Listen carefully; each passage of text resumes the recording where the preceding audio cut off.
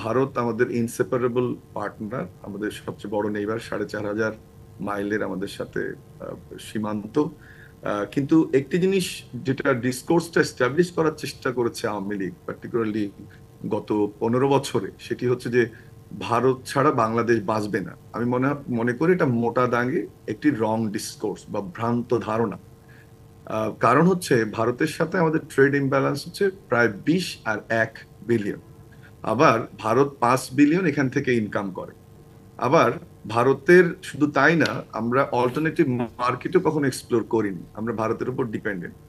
সবচেয়ে বড় কথা হচ্ছে যে ভারতের যে বিস্ফোরা সেভেন সিস্টার, এটা চিকেন নেকের মাধ্যমে 27 বা 28 কিলোমিটার জায়গার মাধ্যমে 7টি রাজ্য তারা নিয়ন্ত্রণ করে, যেখানে ইনসার্জেন্সি একটা বড় সমস্যা। চীনের সীমান্ত বিরোধ রয়েছে, চীন একটা অঞ্চলকে তাদের অঞ্চল বলে দাবি করে, ব্রিটিশদের যে ভাগ করা সীমান্ত সেটাকে তারা মানতে চায় না, এবং অবশ্যই ইনসার্জেন্সি থ্রেট আছে, যেটা কায়সার ভাই বললেন, যেটা তাদের সবচেয়ে বড় কনসার্ন।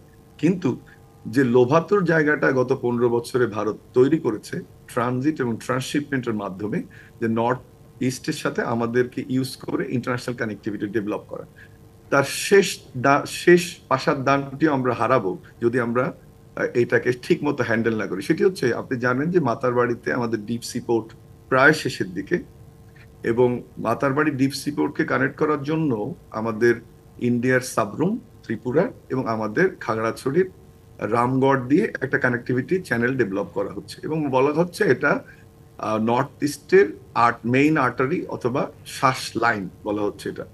এবং আমি গত ফেব্রুয়ারিতে ভারত সফরে ছিলাম এই প্রজেক্টটা দেখার জন্য, এবং ওখানে আমি একটা ঈদ বা একটা পুজোর উৎসব বা একটা বিয়ের উৎসব দেখছি, যে একটা দীর্ঘদিনের তাদের যে সমস্যা সেটি তারা মনে করছে সমাধান হয়ে যাবে।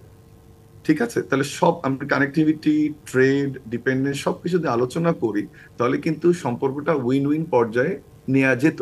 কিন্তু শেখ তবে হাসিনা এখন সরকার, যেই সরকার রয়েছে তারা পারবে কিনা বা। যে ওইটাতে যাচ্ছেন, জি। শেখ হাসিনা সরকার যেটা করেছে, যে বার্গেনিং টুলস গুলো ছিল আমাদের, কানেক্টিভিটি দীর্ঘদিন আমরা দেইনি, নদীর পানির সঙ্গে আমাদের নেগোসিয়েশনটা হতে পারতো।